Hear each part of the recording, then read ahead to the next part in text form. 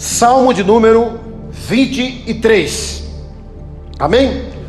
Vamos nos colocar de pé mais uma vez, por favor. Aleluia. Após a leitura desse salmo, você vai deixar a sua Bíblia aberta. Amém? Aleluia. Diz assim a palavra de Deus, salmo escrito por Davi: o Senhor é o meu pastor, nada me faltará. Ele me faz repousar em pastos verdejantes, leva-me para junto das águas de descanso, refrigera-me a alma, guia-me pelas veredas da justiça, por amor do seu nome. Ainda que eu ande pelo vale da sombra da morte, não temerei mal nenhum, porque tu estás comigo. O teu bordão e o teu cajado me consolam. Preparas-me uma mesa na presença dos meus adversários, unges a minha cabeça com óleo, o meu cálice transborda. Bondade e misericórdia certamente me seguirão todos os dias da minha vida, e habitarei na casa do Senhor para todos sempre. Amém. Queiram se assentar com suas Bíblias abertas. Queridos irmãos, eu acho interessante a sequência desse salmo. O salmo 22 é o salmo da cruz, porque Jesus, ele expressou esse salmo, algumas partes desse salmo 22, quando estava no Calvário. Deus meu, por que me desamparaste? O salmo 24 é o salmo da coroa, é o salmo que fala que o Rei da Glória entra nos páramos da glória, nos páramos celestes. E o salmo 23 é o salmo do cajado. Então, salmo 22, salmo da cruz, salmo 23, salmo do cajado, salmo 24, salmo da coroa. Amém? E é interessante que esse salmo, como vocês sabem, foi escrito por Davi. E esse salmo, irmãos, ele é resultado de uma experiência que ele tinha diariamente com Deus. Eugene Peterson, ele diz algo muito interessante sobre essa questão. Ele diz que para Davi, Deus não era uma doutrina, e sim uma pessoa que tem cuidado dele. Você vai perceber que Davi faz um paralelo do cuidado que Deus tinha para com ele e do cuidado que ele tinha para com as ovelhas. Quando você estuda sobre a vida de Davi, você vai perceber um alto nível de responsabilidade, de cuidado, de carinho que Davi tinha para com as ovelhas. E o salmo começa dizendo: o Senhor é o meu pastor. É uma metáfora, mas é interessante, irmãos, que seria muito estranho se Davi usasse uma dessas metáforas que eu lhes direi agora. Por exemplo, o Senhor é o meu caprino, eu sou a cabra. O Senhor é o meu cavaleiro, eu sou o cavalo. O Senhor é o meu boiadeiro, eu sou o boi. O Senhor é o meu porqueiro, eu sou o porco. Seria muito estranho Davi usar esse tipo de metáfora. Por que ele usa a ovelha, o pastor, como metáfora? Porque a ovelha, ela parece muito com nós que somos seres humanos. Tem muitas características da ovelha que nós, seres humanos, temos. Esse salmo aqui, ele aponta diretamente para a pessoa de Jesus Cristo, que é o sumo pastor. Ele diz: eu sou o bom pastor, e o bom pastor dá a sua vida pelas ovelhas. Esse é o salmo do pastor.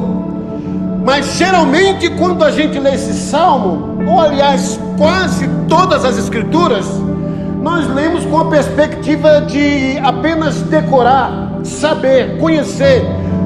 as bênçãos que Deus tem para nós.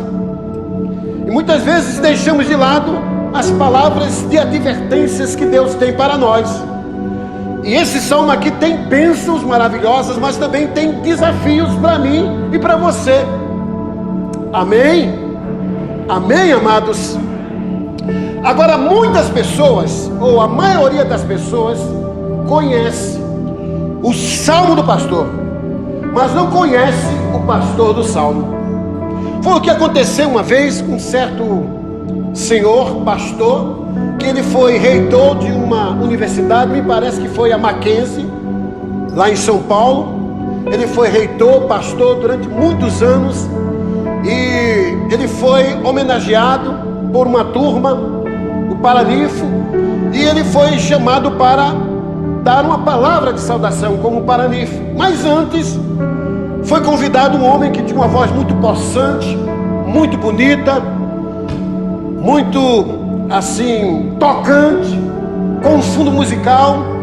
E esse homem que tinha uma voz belíssima, maravilhosa, ele começou a declamar o Salmo 23 com um fundo musical.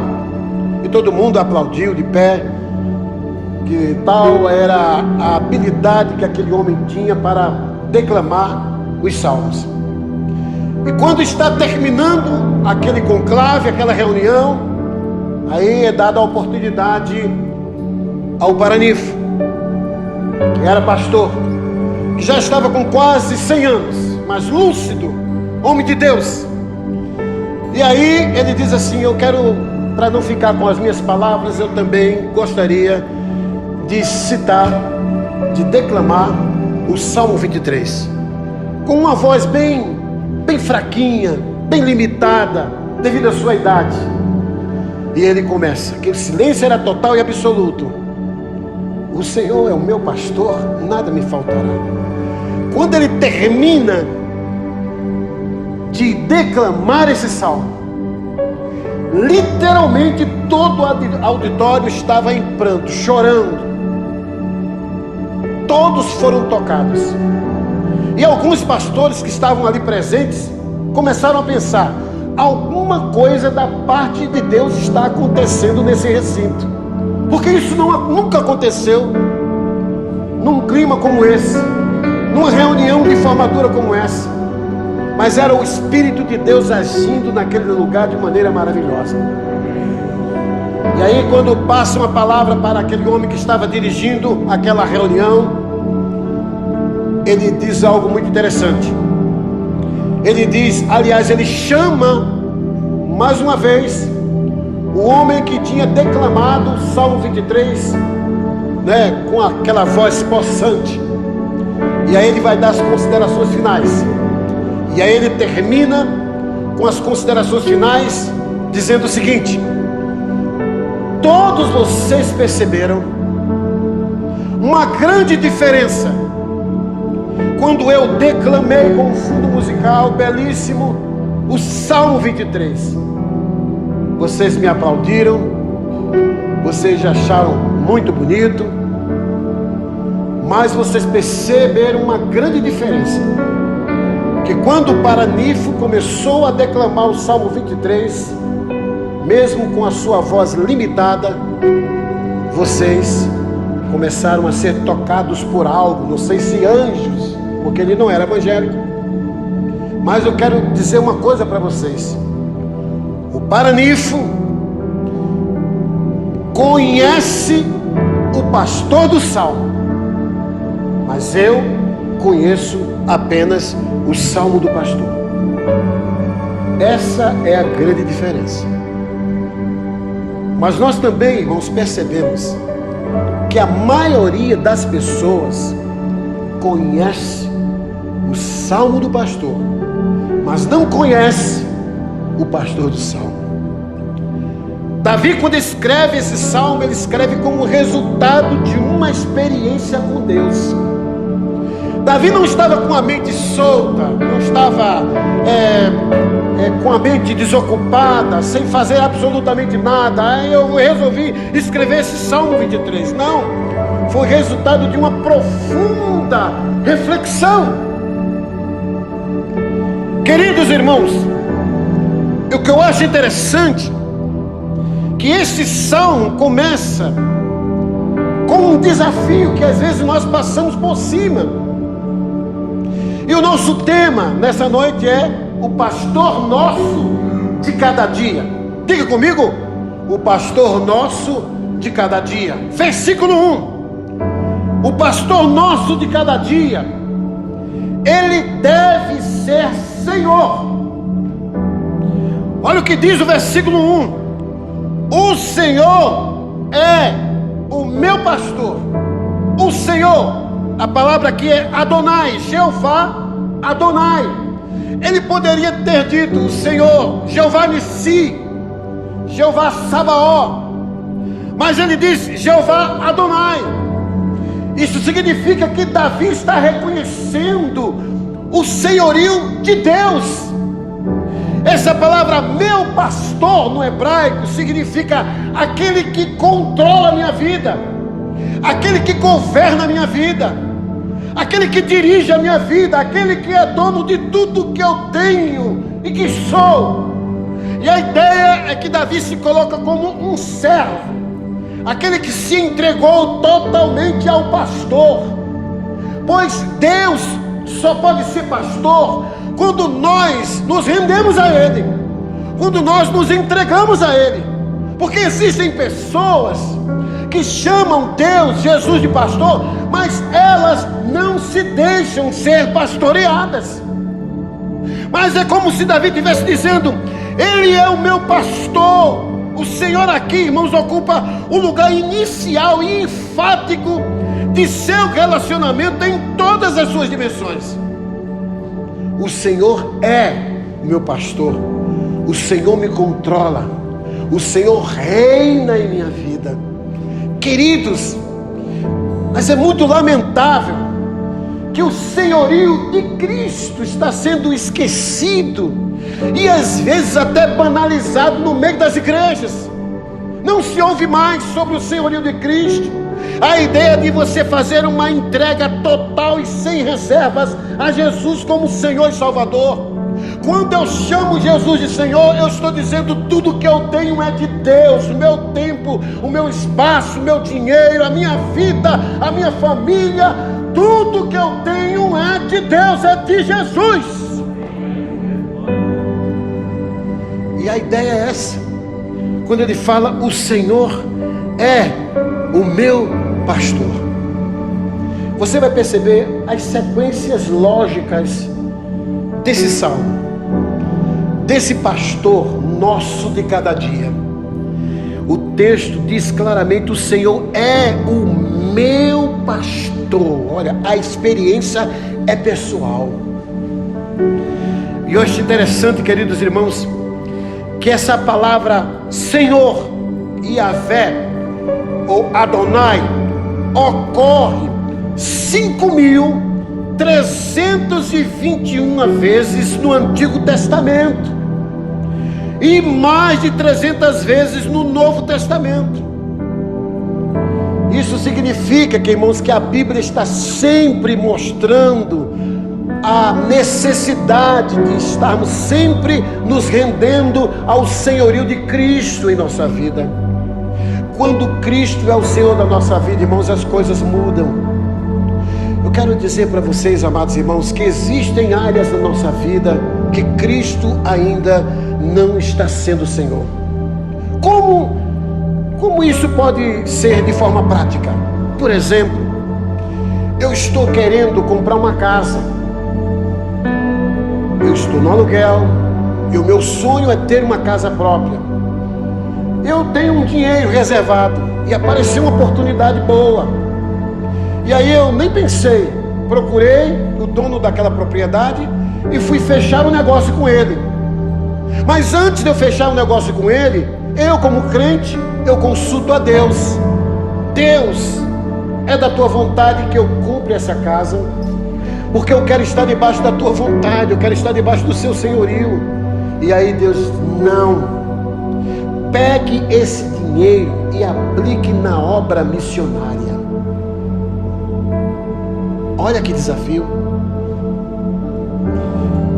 Olha que desafio, você vai comprar o seu carro novo, primeiro carro, e você fica empolgada ou empolgado quando vê um carro que você sempre sonhava em comprá-lo. E aí quando você vai comprar, o Espírito Santo de Deus diz: não compre, pegue esse dinheiro e aplique na obra missionária, dê isso de oferta para a igreja. E aí você, como um servo obediente, um escravo obediente, você obedece à voz do Senhor. É isso na prática o que significa se render ao senhorio de Cristo. E todos nós, amados irmãos, sem nenhuma exceção, temos uma área da nossa vida que Cristo não está sendo o Senhor. Todos nós. Mas ele diz aqui: o Senhor é o meu pastor, eu permitirei que Ele governe, que Ele dirija a minha vida, porque eu sou totalmente dele. É como se Davi estivesse se lançando completamente nos braços de Deus. Eu estou completamente sob os seus cuidados, aleluia. Segundo lugar, queridos irmãos, o pastor nosso de cada dia nos dá o alimento sólido. Versículo 2: deitar-me faz em pastos verdejantes. Deitar-me faz em pastos verdejantes. José, lá em Gênesis capítulo 48, versículos 15 e 16, ele faz uma expressão sobre esse cuidado de Deus de providenciar para cada um de nós o alimento sólido. Olha o que diz Gênesis 48, 15 e 16: e abençoou a José dizendo: o Deus em cuja presença andaram os meus pais, Abraão e Isaque, o Deus que tem sido o meu pastor durante toda a minha vida, até este dia, o anjo que me tem livrado de todo o mal, abençoe estes mancebos, e seja chamado neles o meu nome, e o nome de meus pais, Abraão e Isaque, e multipliquem-se abundantemente no meio da terra. José diz algo muito parecido, irmãos, quando ele fala: o Deus que me sustentou, aí é o Deus que me pastoreou, o Deus que me alimentou, o Deus que não deixou que eu passasse ou morresse de fome. Fui moço e agora sou velho, nunca vi um justo nem a sua descendência a mendigar um pão. O servo de Deus, ele é sustentado pelo sumo pastor, que é Jesus. O nosso pastor, irmãos, ele providencia o alimento sólido, trazendo para os nossos dias, irmãos. O alimento sólido também tem a representatividade do ensino correto das Escrituras, porque o ensino correto das Escrituras é o que nos alimenta. Quando você vai para a sua casa ouvindo uma boa mensagem, um bom estudo do pastor, você saiu daqui completamente alimentado, porque ele ensinou as Escrituras de forma correta. Mas quando você sai daqui emocionado porque ouviu uma heresia, ouviu algo que te deixou encantada ou encantado, você saiu emocionado, mas não edificado, emocionado, mas não transformado. Mas o ensinamento correto das Escrituras é o alimento de Deus para a nossa vida, é o que nós estamos precisando. Jesus disse: nem só de pão viverá o homem, mas de toda a palavra que procede da boca de Deus. O que procede da boca de Deus é o que me ensina, é o que me transforma, é o que me alimenta. Não é o que procede da mente humana, não é o que procede do profeta, não é o que procede dos sonhos, não é o que procede dos livros, mas é o que procede da boca de Deus, é o que me alimenta. Então o pastor nosso de cada dia, irmãos, ele nos dá o alimento sólido. Amém, queridos irmãos? Olha, quando ele diz assim: o Senhor meu pastor, nada me faltará. Deitar-me faz em verdes pastos, guia-me mansamente às águas tranquilas. Mas perceba que ele diz: nada me faltará. Significa que nada terei falta. Significa que não ficarei descontente com o meu quinhão. Não ficarei desejando e ansiando por aquelas coisas que Deus me tem proibido. Porque encontrarei meu tudo, minha plenitude, naquele que é o meu pastor, aleluia. Queridos irmãos, o meu conhecimento, o nosso conhecimento de que nada me faltará, nada nos faltará, nos tornará, irmãos, pessoas completamente contentes, satisfeitas. O espírito de contentamento estará sendo uma realidade na nossa vida. O Senhor é meu pastor, nada me faltará. Esse nada me faltará também poderia ser o tema desse salmo, porque você vai ver o que não nos faltará quando nós deixamos Deus, através da pessoa de Jesus Cristo, nos pastorear. Mas eu quero abrir uma parêntese sobre essa questão. De vez em quando eu encontro alguns espirituais, membros de igrejas, e eu pergunto assim: graça e paz, irmão, tudo bem? Você é de que igreja? Ah, eu não sou de igreja nenhuma, eu sou de todas as igrejas. Eu acho estranho isso. Quem é o seu pastor? Meu pastor é Jesus. Cuidado com esse tipo de gente. Jesus nos pastoreia por meio de pastores humanos. A Bíblia fala claramente sobre esse aspecto. Meu pastor é Jesus. É uma pessoa que não se deixa ser pastoreado. Foi o que aconteceu uma vez com um certo pastor muito conhecido no Brasil, que encontrou uma irmã, e a irmã disse assim para ele: olha, esse aqui foi o meu pastor. E o pastor, ele, não sei se foi indelicado, mas ele disse uma verdade: se a irmã nunca foi a minha ovelha. Que é isso, pastor? Eu sempre fui membro da sua igreja. Ah, sim, você foi membro da minha igreja durante muitos anos, mas você nunca foi a minha ovelha, porque você nunca seguiu o que eu te dizia para você fazer. Você sempre fazia as coisas que você queria fazer. Você sempre seguia os outros pastores, os pastores da mídia, porque tem crentes que obedecem mais os pastores da mídia do que os pastores da sua igreja local. Isso está errado. Quando alguém diz: quem me pastoreia é Jesus, pode ter certeza que existe um espírito de rebeldia por trás dessa pessoa. Porque Jesus nos pastoreia por meio de pastores humanos. Amém, queridos irmãos? E ainda, queridos irmãos, o pastor nosso de cada dia proporciona um novo vigor. Versículo 3: refrigera-me a alma. Refrigera-me a alma. Por que ele está dizendo refrigera-me a alma? Preste atenção. Todo pastor da Palestina, ele começa a caminhar com as ovelhas às 4 da manhã. Quando dá mais ou menos umas 10 horas da manhã, ele conduz as ovelhas para um lugar onde tem sombra, onde tem água, e elas vão recuperar a sua energia, as energias que elas perderam nessa longa caminhada, das 4 da manhã às 10 da manhã. Quando ele diz aqui refrigera a minha alma, isso significa descanso, isso significa restauração. Refrigera a minha alma. Queridos irmãos, havia uma necessidade de que as ovelhas dessem uma pausa dessa caminhada, para que elas pudessem recuperar o seu vigor, porque senão elas iriam perecer no caminho.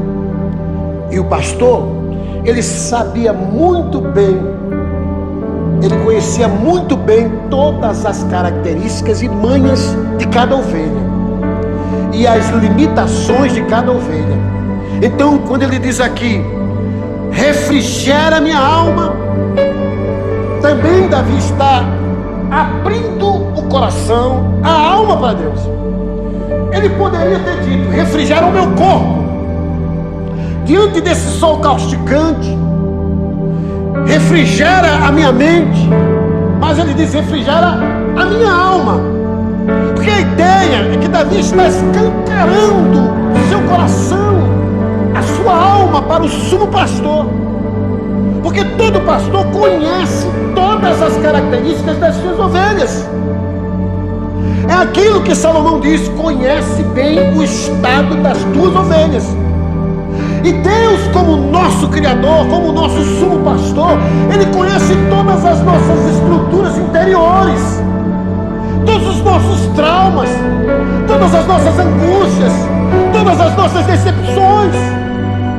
Por isso que Ele diz, refrigera a minha alma. Eu preciso de restauração para a minha alma. Queridos, todos nós precisamos desse refrigério diariamente. É aquilo que o salmista diz no Salmo de número 126. Restaura, Senhor, a nossa sorte, como as torrentes do Negueb.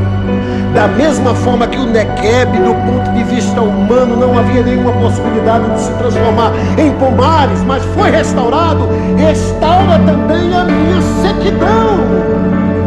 sequidão espiritual.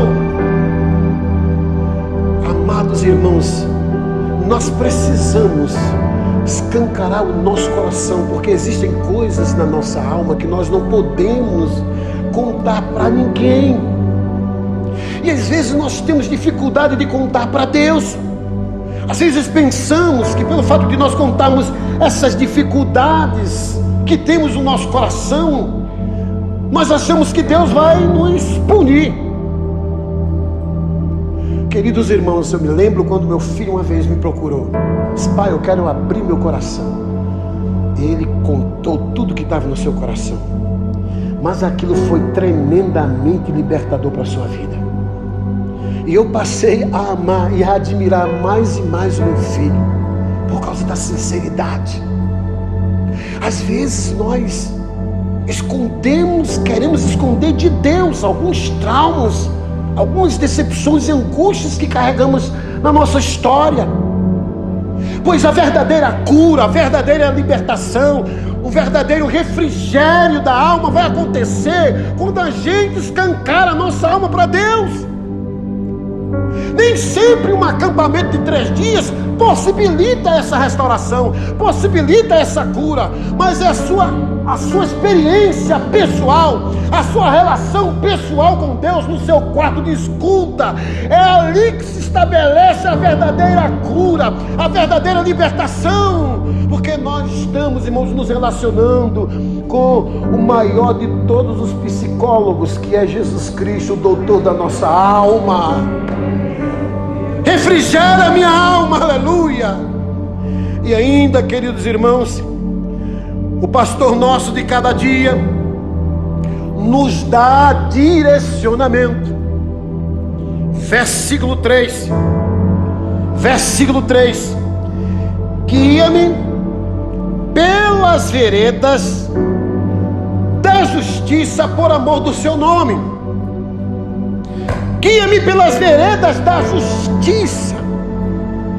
Justiça que representa, irmãos, uma vida justa, correta, diante de Deus e dos homens. Justiça que significa uma relação correta com Deus e com o próximo. Davi está expressando o seu desejo e ao mesmo tempo mostrando que Deus, quando nos guia, quando nos dirige de forma coerente. Deus não nos dirige para fazer coisas erradas.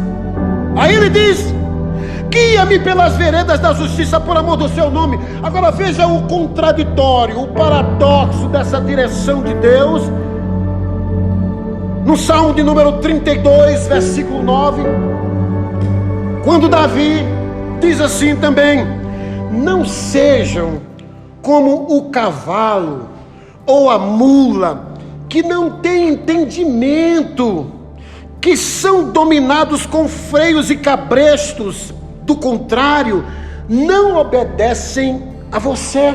Ou seja, ele está dizendo que as pessoas não deveriam ser pessoas com o coração fechado para a direção de Deus. As pessoas que não querem ser dirigidas por Deus, que não querem ser guiadas por Deus, elas se comportam como uma mula, como um cavalo que não tem entendimento, ou seja, que não conhece o plano de Deus, que acham que a direção de Deus vai trazer prejuízo. Às vezes traz prejuízos, porque nem sempre a direção de Deus é uma direção que traz conforto. Porque nós, muitas vezes, irmãos, criamos um romantismo muito grande acerca da direção de Deus. Quando Deus dirige a nossa vida, Ele dirige para fazer grandes milagres. Ele nos acorda às 3 da manhã para ressuscitar alguém que levou uma bala na cabeça.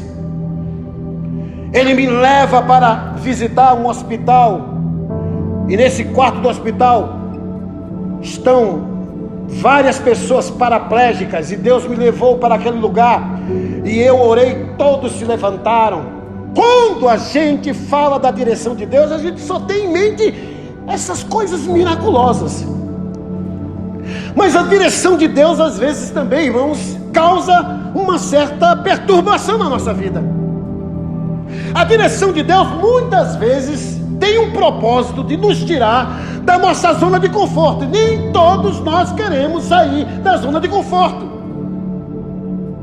É por isso que você primeiro precisa ter a visão de Jesus como seu Senhor, para que Ele possa ter liberdade de controlar, de guiar a sua vida. Quando Ele diz assim, ainda que eu ande pelo vale da sombra da morte, olha só, é Deus que está dirigindo ele, porque você vai perceber que Deus está ao lado dele, na sombra da morte. Ainda que eu ande pelo vale da sombra da morte, não temerei mal nenhum, porque tu estás comigo. Veja só, eu estou andando pelo vale da sombra da morte porque eu estou debaixo da direção de Deus. Ele é meu pastor, Ele está ao meu lado. Então perceba que a direção de Deus nem sempre é agradável. Muitas vezes nós caminhamos, irmãos, numa espécie de vale da sombra da morte. Muitas vezes. Mas não se esqueça que mesmo na sombra da morte, no vale da sombra da morte, Deus continua contigo. Deus continua dirigindo a sua vida. A direção de Deus, irmãos, é uma direção coerente. Deus jamais vai trazer uma direção que não esteja de acordo com as Escrituras. Foi o que aconteceu com um certo, eu não sei dizer, irmão, se posso chamar esse de pastor missionário, aqui em Belo Horizonte. Ele chegou na igreja, cheio de revelação, muita intimidade, entre aspas, com Deus. A igreja estava lotada, e ele disse, eu quero trazer uma palavra de Deus para a igreja, um mistério que Deus me revelou nessa madrugada. Deus falou para mim e disse, eu vou tirar todo o amor que você tem pela sua esposa e vou colocar outra mulher em sua vida. A igreja ficou naquele silêncio. Isso é um mistério de Deus. E quase todos aceitaram aquele tipo de revelação. Um outro irmão disse, Deus me deu uma direção maravilhosa, eu estava tendo prejuízo com energia, não está muito correto, mas eu aprendi a fazer um gato de energia, e minha conta caiu. Deus está me tirando dessa igreja, Ele está sendo útil, está sendo produtivo, está ganhando almas para Jesus na igreja, Ele é amado por todos. Aí Deus está me chamando para outro campo, para outra igreja, e às vezes não é. Só porque ele foi participar de um culto em determinada igreja, ele ficou empolgado, foi visitado por uma onda de poder da parte de Deus, e aí ele acha que isso é um sinal de Deus para que ele saia da igreja. Tem muita gente enganada pensando que é Deus que está trazendo direção, mas não é Deus coisíssima nenhuma. Um outro exemplo, irmãos. Eu vivi isso no meu ministério. Um irmão teve um conflito com um membro da diretoria. E eles não conseguiram de maneira nenhuma a entrar em acordo. E aí aquele irmão passou um tempo sem ir na igreja e começou a visitar outras igrejas. Ele foi numa igreja e ele disse que se sentiu muito bem, muito bem, muito bem.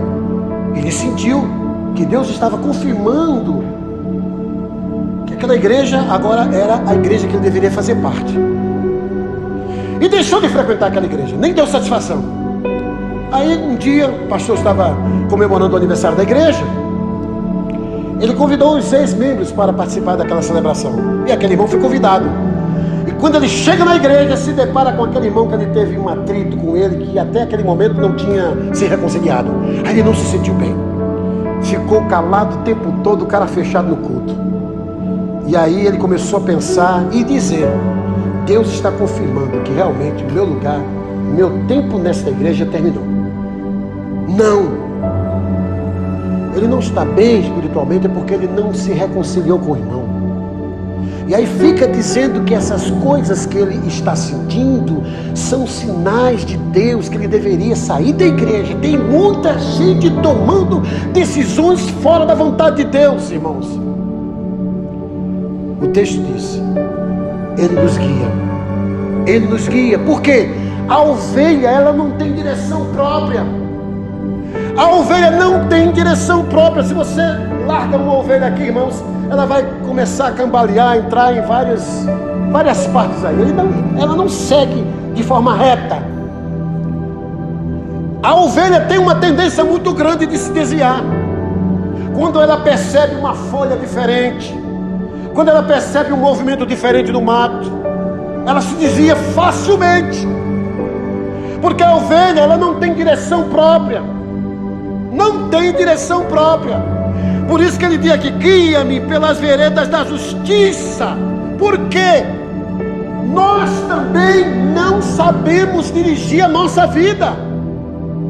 Você não é dono do seu nariz, como a gente às vezes diz isso.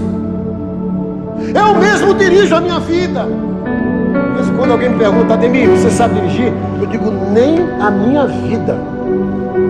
Porque quando eu tomo a frente da minha vida, irmãos, as coisas se complicam.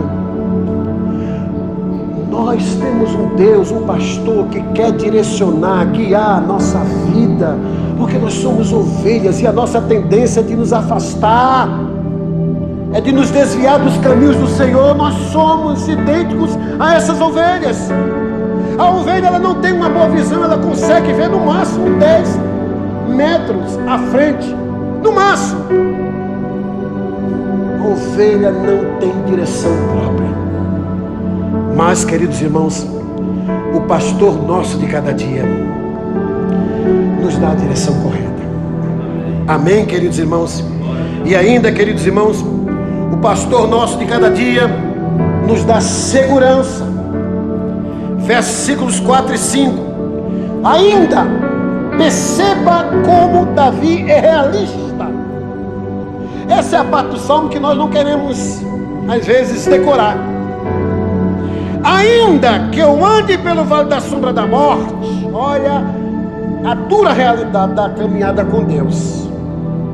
Ainda que eu ande pelo vale da sombra da morte, não temerei mal nenhum, porque tu estás comigo, o teu bordão e o teu cajado me consolam. Queridos irmãos, Davi está querendo dizer que mesmo nas dificuldades, a presença de Deus precisa afugentar do nosso coração todo espírito de medo. Não temas, porque eu estou contigo. Fogem os ímpios sem que ninguém os persiga, mas os justos são ousados, intrépidos como leões. Deus não nos deu espírito de medo. Então ele está dizendo: não temerei mal nenhum. Por que não temerei mal nenhum? Por causa da presença preventiva de Deus. Mal nenhum te achegará, praga nenhuma chegará à tua tenda. A maldição não tem espaço sobre aqueles que estão sendo dirigidos pelo Senhor. Aleluia, louvado seja Deus. Estamos seguros, porque o nosso pastor está cuidando de nós. Não temas, aleluia. E ainda, queridos irmãos, o pastor nosso de cada dia proporciona um estilo de vida saudável. Versículo 5: preparas-me uma mesa na presença dos meus adversários. Os meus inimigos estão lá fora, rangendo os dentes, querendo me triturar. Mas eu estou na presença do Senhor. Eu estou diante de uma mesa farta. Unges a minha cabeça com óleo e o meu cálice transborda. Por que Davi diz isso? Presta atenção para esse detalhe. Toda ovelha, ela tem uma facilidade muito grande de se ferir na testa, na cabeça. Qualquer furozinho, já começa a escorrer o sangue. E quando começa a escorrer o sangue, os insetos, existem os mosquitos que literalmente invadem a cabeça da ovelha quando ela está ferida. E esses mosquitos causam uma perturbação no rebanho. O rebanho fica todo agitado quando uma ovelha está ferida e invadida por insetos e moscas. E aí vem o pastor que anda com uma botijazinha, com um aroma, com uma espécie de também, até enxofre também tem. E quando ele coloca no lugar da ferida da ovelha, literalmente, os insetos, os mosquitos voam, desaparecem. E aí a paz volta a reinar no meio do rebanho. Queridos, aqui tem uma mensagem tremenda. Toda ovelha ferida, ela causa perturbação no corpo de Cristo. Vocês podem perceber todas as divisões, todas as confusões que existem no corpo de Cristo, é resultado de alguém que está com o coração ferido, que não se deixou ser tratado pelo Senhor. Mas acontece, irmãos, que Ele está dizendo: unges minha cabeça com óleo, o meu cálice transborda. A ideia também é que ele vai beber algo que vai trazer um benefício profundo para o seu corpo, para a sua vida. Quando ele diz aqui, o meu cálice transborda, significa que ele foi abençoado com a cura, mas ele também não vai deixar que essa cura, essa bênção se estabeleça apenas em sua vida. Aí ele diz aqui, o meu cálice transborda. Isso significa que a felicidade, a cura que ele recebe da parte de Deus, ele também vai passar para as ovelhas, passar para as pessoas. Ou seja, a felicidade que Deus concede para os crentes é para que nós também possamos passar para as pessoas que estão infelizes. Não é como o Lobão disse uma vez: muitos estão vivendo uma felicidade egocêntrica, e essa não é a verdadeira felicidade. A verdadeira felicidade, irmãos, é aquela que nós passamos para as pessoas. Eu estou feliz e quero que a minha esposa seja feliz. Eu estou feliz e quero que o meu vizinho também seja feliz. Esta é a ideia de o meu cálice transborda. E ainda, em último lugar, o pastor nosso de cada dia estabelece um apoio sólido e capacitador. Versículo 6: bondade e misericórdia, certamente, com certeza absoluta, me seguirão todos os dias da minha vida, e habitarei na casa do Senhor para todos sempre. Aleluia. Queridos irmãos, quando ele diz bondade e misericórdia, isso significa que são agentes capacitadores da nossa firmeza na casa de Deus. Em outras palavras, ele quer dizer: eu só estou na tua casa por causa da tua misericórdia, por causa da tua bondade. Porque se não fosse a tua bondade, a tua misericórdia, o teu amor, o teu perdão, eu não estaria hoje te louvando, bendizendo o teu nome. A bondade e a misericórdia de Deus são agentes capacitadores da nossa firmeza nos santos caminhos do Senhor. Porque nós, de nós mesmos, não conseguimos permanecer nos santos caminhos de Deus. Você está aqui é porque Deus tem te sustentado, tem te fortalecido. Aleluia. Posso todas as coisas naquele que me fortalece. Deus é o nosso refúgio e fortaleza. Louvado seja Deus. É Deus quem capacita você a ser um crente fiel. Louvado seja o nome do Senhor Jesus. Eu quero concluir com vocês, queridos irmãos, todos agora em pé, declamando com os olhos fechados o Salmo 23, o Salmo do pastor. Mas faça isso com muita convicção. Faça olhando para Jesus, que é o teu sumo pastor. Ele disse: eu sou o bom pastor. Pastor Ismael não é um bom pastor. O nosso querido pastor Israel também não é um bom pastor. Eu, principalmente, não sou um bom pastor. Mas Jesus Cristo é o bom pastor. Ninguém no mundo, nem Billy Graham, nem o apóstolo Paulo, teve a ousadia de dizer: eu sou o bom pastor. Mas Jesus Cristo disse: eu sou. O eu sou aí, no hebraico, eu sou o que sou. Eu sou o bom pastor, e o bom pastor dá a vida pelas ovelhas. Aleluia. Louvado seja Deus. Vamos lá, queridos irmãos. O Senhor é o meu pastor.